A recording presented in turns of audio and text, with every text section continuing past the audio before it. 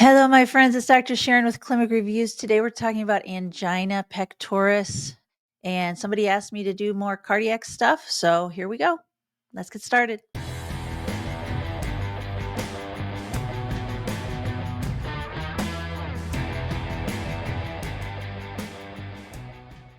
Hello, Clinic Review family. It's Dr. Sharon with Clinic Reviews. Today we're going to be doing some more information in the Blue Book. The Blue Book is published by Mark Klimek. You can get it on Amazon.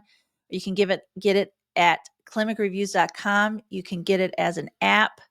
Either way, you can get that. It is a list of facts. It's not Nclex questions. It's a list of facts that you have to know. So if you say, what content do I have to know? You have to know stuff in the Blue Book. And I don't make any money from that, so I can promote it here on the channel, and I'm not trying to take advantage of you. So the Blue Book has facts. So what I do is I write Nclex style questions to go along with it to help test your knowledge after you've studied it. I was thinking about it today, and if you've done all the Blue Book questions, videos, if you've done all the Blue Book videos that I've done, that's over 1,000 questions, or it's close to 1,000 questions, and you're supposed to do 2,000 questions in preparation for Nclex. So just watching the Blue Book videos that I've done is going to get you about half the questions that you need to do. I mean, obviously, it'll take you a long time to do that, but it will get you a lot of questions. The other thing, this channel is a part of the greater Clinic Review organization.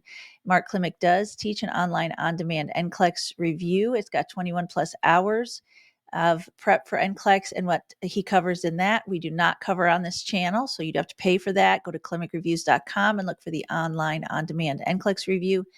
Then we also have small group tutoring and streaming service. Okay, let's go ahead and get started. You know that when we do Blue Book stuff, I teach it through questions. So I don't do a little lecture on it. I just teach it through questions. So let's go ahead and get started. The nurse is assessing a patient in the clinic who reports chest pain that usually occurs when climbing stairs and goes away with rest. Which type of angina does this description most likely indicate? Prince metals or variant, stable, unstable, or silent. So it's not silent. Otherwise, they would not have known they're having it. Okay, so we'll cross that one off. Prince metals variant is actually a specific type of angina. It's pretty rare, and it only occurs at night. I don't know all the pathophysiology behind it, but it occurs at night. So we're going to cross that one off. So what we have is we have a predictable chest pain. When you can predict when it's going to occur. It always occurs when I walk this far. It always occurs when I climb the stairs. And it always goes away either when I rest or take nitroglycerin. That's stable angina. That is the classic definition of stable angina. Unstable angina is it occurs, you can't predict it, and you sit down to rest. It doesn't necessarily help it. You take a nitro, it doesn't really help it. So we actually treat unstable angina very similarly to the way we treat myocardial infarction, because unstable angina, you don't know when it's going to turn into an infarction. So angina is ischemia. Ischemia is a lack of oxygenation to the tissues. That's why you have the pain. So it's ischemia, and you never know when it's going to go far enough that you end up having infarction. Infarction is tissue death. So if you have ischemia long enough, eventually that tissue dies. Well, with stable angina, I know that I can reverse that oxygenation problem by resting or by taking a nitro. So that's stable. Whereas unstable, I don't know if I'm going to be able to reverse it. So we're going to have to go in, and we may have to be more aggressive. So this is stable angina. A patient arrives in the emergency department with severe crushing chest pain lasting 20 minutes, unrelieved by rest. The nurse should anticipate which diagnostic test as the highest priority to distinguish angina from an acute MI. 12-lead ECG, stress test, Holter monitor, or chest x-ray. So the answer is a 12-lead ECG. Now, if they had cardiac enzymes, that could also distinguish angina from a myocardial infarction. So angina or ischemia, poor oxygenation versus actual tissue death. But an ECG is actually in some ways better than cardiac enzymes. Now, we always do cardiac enzymes and an ECG, because the cardiac enzymes sort of, if they go up real high, we know it's kind of a bigger MI versus not going up as high and so forth. So it's a good combination. But an ECG can also tell us if it's a complete occlusion of the artery. So I think you've probably heard of STEMI and non-STEMI. Non-STEMI is NSTEMI, non-ST elevated MI, or a STEMI ST elevation MI. So ST elevation MI is a complete occlusion of the vessel, and you treat it differently than when there's not a complete occlusion of the vessel. So 12-lead ECG is absolutely required if you think someone is having an MI. A patient with suspected angina undergoes an exercise stress test, which finding would most strongly suggest that the angina is stable during the test. So when do we do an exercise stress test? We do an exercise stress test when they're having symptoms that could indicate coronary artery disease or angina, but we can't really replicate it just in the natural environment. So we're going to try to replicate it by putting them under stress. So sometimes an exercise stress test, when you actually walk on the treadmill, they can do other types of stress tests where they actually get your heart rate up through medication. And so that's also an option. But what they want to do is they want to get your heart rate up, because your heart rate goes up, it demands more oxygen. So the question is there an oxygen supply problem? If there's an oxygen supply problem, which means you're not getting enough oxygen through those coronary arteries, if there's an oxygen supply problem, then we need to maybe open up those coronary arteries. So which does this indicate? Well, if you can cause angina to occur, let's say they walk for 5 minutes and the angina occurs, and then they stop walking and then angina goes away. And they have them on a ECG monitor as well. They're also monitoring their rhythm. And they see some ECG changes, but there's no ST elevation. So it's not like they're having a massive MI while they're on the treadmill. Say they see some changes, probably some ST depression, and they have pain. They stop them. The pain goes away. They get them back on the treadmill. And again, at the 5-minute mark, they start to have pain again. That's predictable, right?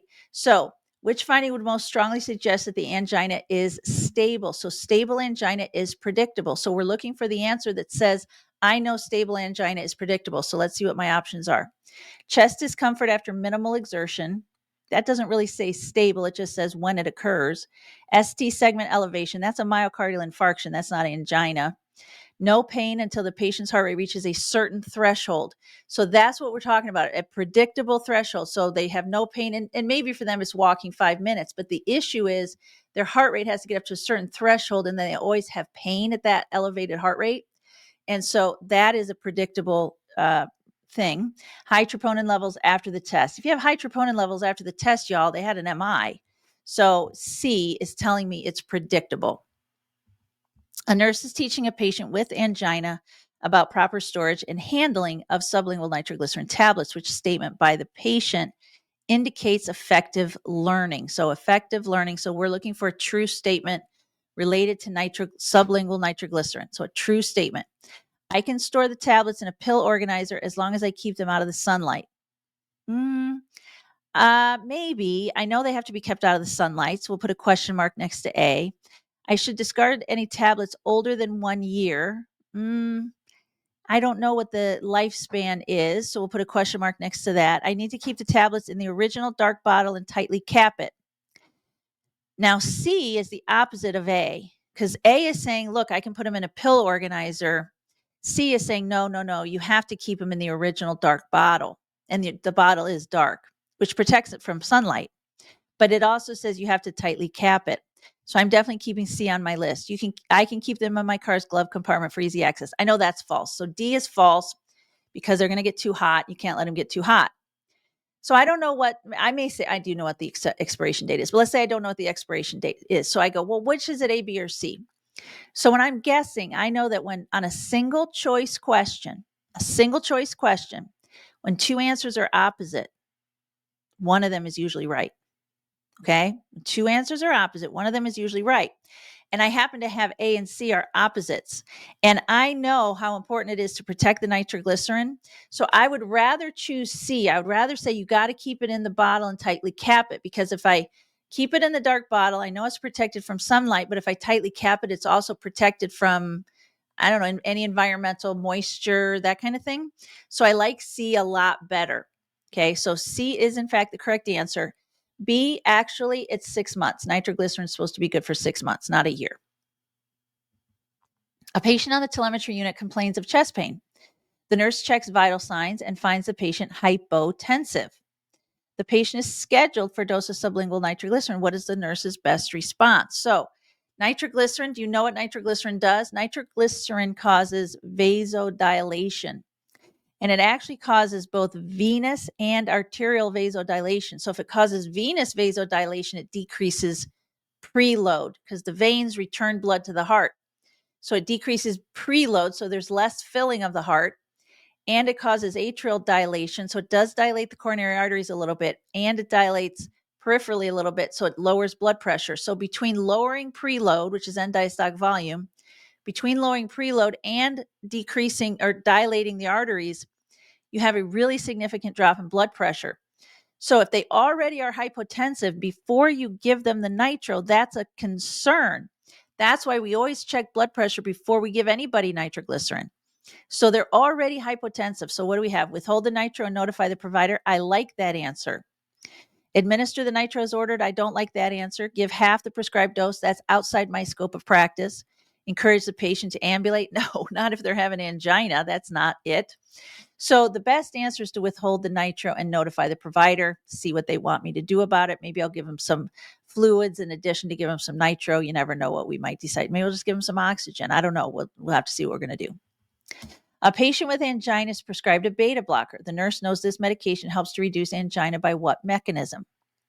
Increasing blood pressure to improve coronary perfusion, causing peripheral vasodilation to reduce afterload, reducing platelet aggregation in coronary arteries, or decreasing heart rate and myocardial contractility.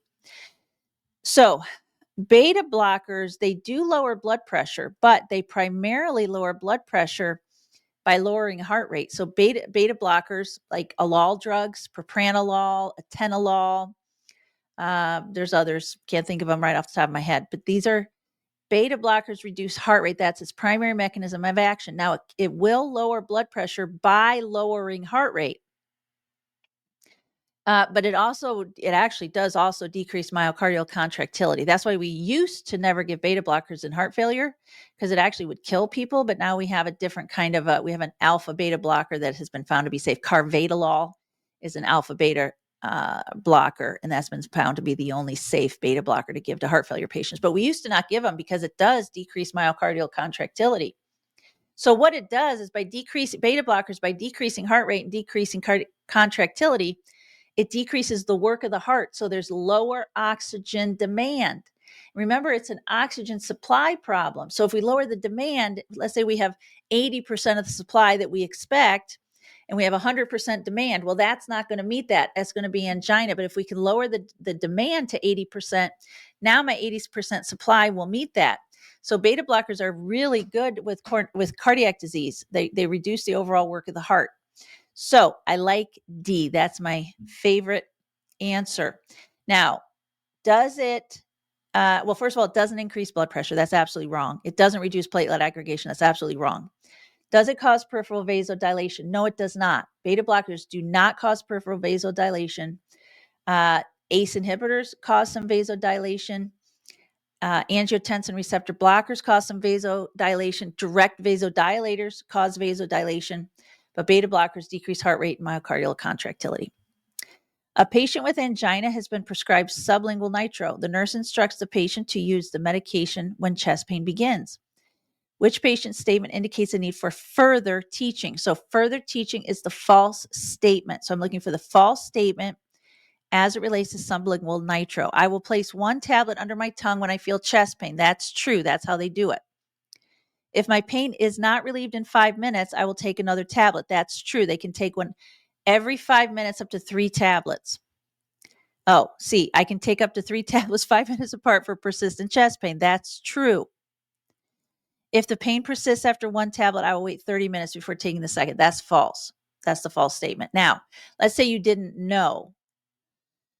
Well, you've got 2 answers that say 5 minutes and only one answer that says 30 minutes. And we're looking, there's only one answer. It's a single choice answer.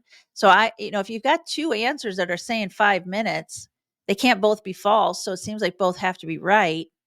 So D seems like, even if you're just guessing, it seems like D would be your best option.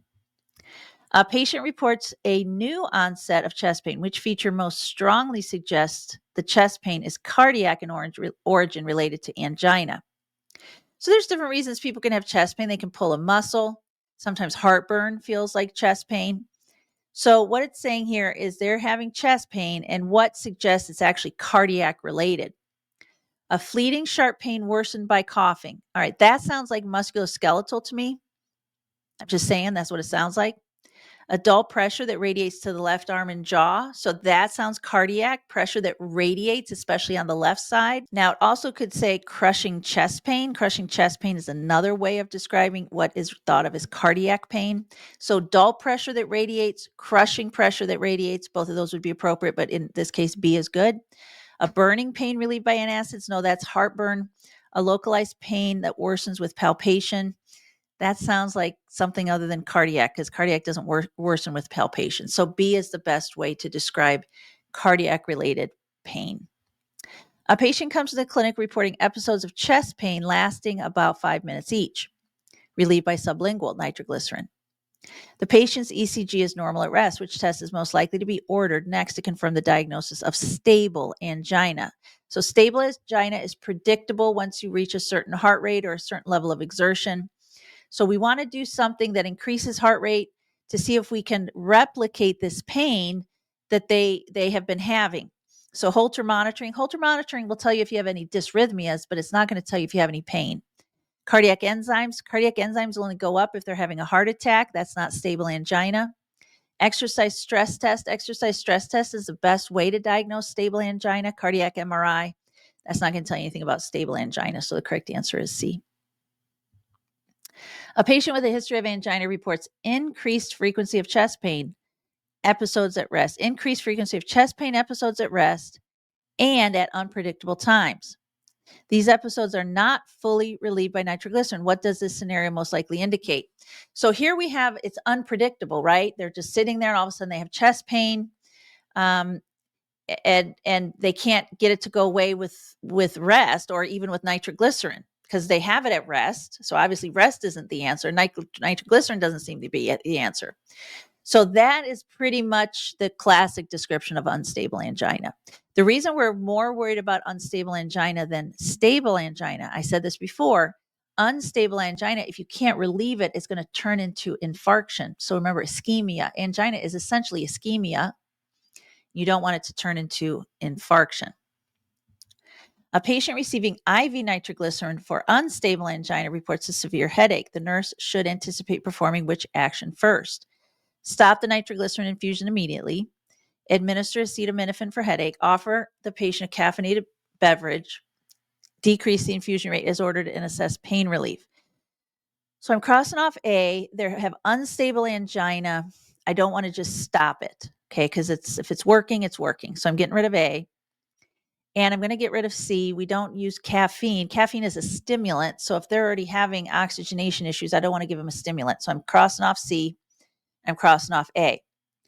Now, if it had said mild headache, I would have been very happy with B, giving acetaminophen or a mild over-the-counter analgesic. That would have been fine for a mild headache. But they're having a severe headache.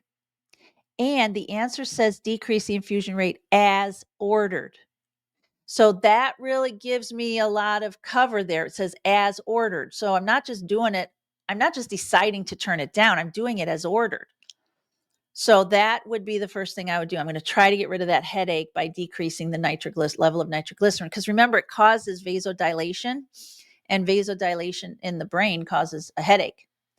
So that's why you get a headache. So headache and hypotension are the two most common side effects of nitroglycerin. A patient with chronic stable angina asked the nurse, why do I need to take a daily aspirin? Good question. The nurse's best response is, aspirin helps relax your blood vessels and reduce chest pain. That's not true. That's not what aspirin does. Aspirin dissolves any clots that might be forming in your coronary arteries. That is not true. You have to give clot busters to dissolve clots. Even heparin and Coumadin do not dissolve clots. Heparin and Coumadin prevent clots from forming, but they don't dissolve clots. Aspirin helps prevent platelets from sticking together and forming clots. That's true. Aspirin is an antiplatelet. Aspirin lowers your blood pressure, reducing the heart's workload. That's not true. Aspirin is an antiplatelet. It's if you think MONA, it's not for angina, but MONA, M-O-N-A, standard treatment for MI, myocardial infarction, morphine, oxygen, nitroglycerin, and aspirin. Those are the standard treatments for MI. This is angina, but anyway. Well, I hope that was helpful to you. Angina is a pretty fundamental concept that I think every nurse should know. Maybe not peds nurses. Peds nurses maybe don't see it too much, but just about everybody else does. So I hope you have a great rest of your day. Good luck on your NCLEX. We love you. Thank you for being a part of the Clinic Review family. Take care.